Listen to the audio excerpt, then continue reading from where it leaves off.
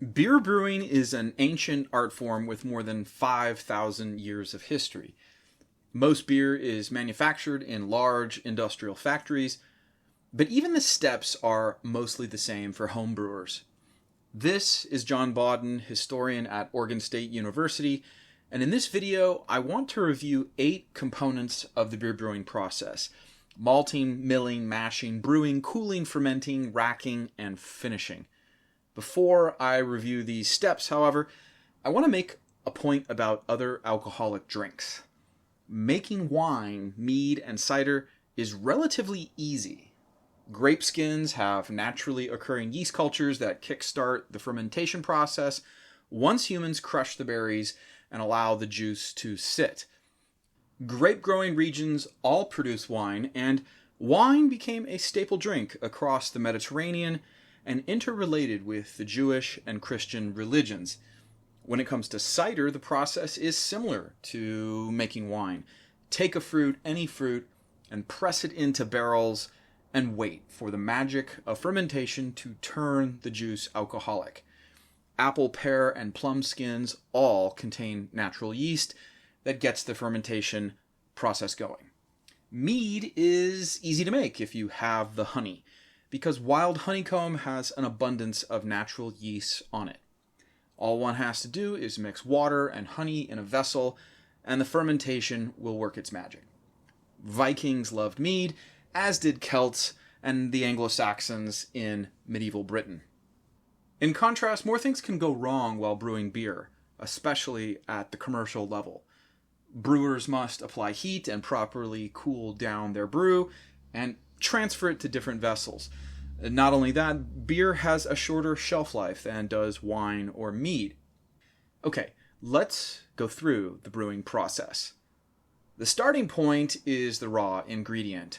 Once the barley field is no longer green, the farmer will harvest his crop, cut the stalks, let the bundles dry out, and collect his grain. Most barley or wheat is not used for beer production, but in the case that it is, the kernels must be malted. The grain, usually barley, is added to a vat along with warm water and allowed to soak for about 40 hours. This is the first step in a process called malting. Next, the grain is spread out on the floor of the germination room for about 5 days, where rootlets begin to form and the starch in the barley kernels is brought out. The grain is now called green malt. Once green malt is achieved, it gets dried out in a kiln. It's important that the temperature increases are gradual so that the enzymes in the grain are not damaged. After kilning, the result is finished malt. Varieties of roasted malt account for the finished beer's color as well as some of its flavor. Pale malts are kilned at low temperatures. Mild ale malts are kilned to a slightly higher temperature and produce deeper color, amber, red, or brown, in the final beer. The highest temperatures are used to produce flavorful and aromatic malts, dark brown to nearly black, that are used for, no surprises, the darker beers. Milling is the cracking of the grain.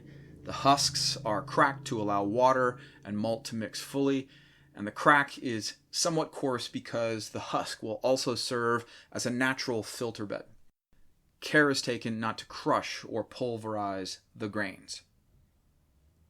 Before we move to the mashing process, I want to say something about water. Water is an essential ingredient in beer, and what kind you use imparts flavor. Some spring waters are mineral rich, while others are soft. In short, the kind of water you use makes a difference for the resulting taste. Next is mashing. Milled malt and warm water are combined in a large cooking vessel called the mash tun, and this mashing converts the starches, which were first released during the malting stage, to fermentable sugars. This sugar-rich liquid, now called wort, is filtered into the brew kettle, leaving the husks behind. The wort is boiled in a brew kettle for about an hour or more.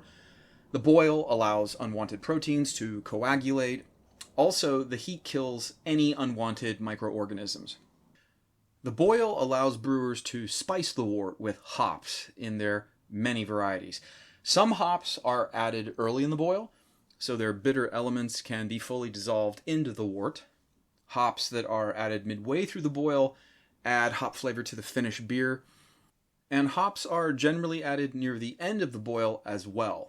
These finishing hops add some hop flavor and considerable amounts of hop aroma to the finished beer. Cooling is the stage of brewing when the boiled wort must be cooled down rapidly. Here you see copper coils being used to chill the wort to a temperature where it can be filtered and racked or transferred to a fermentation vessel, whether it is a large stainless steel tank or smaller glass container called a carboy.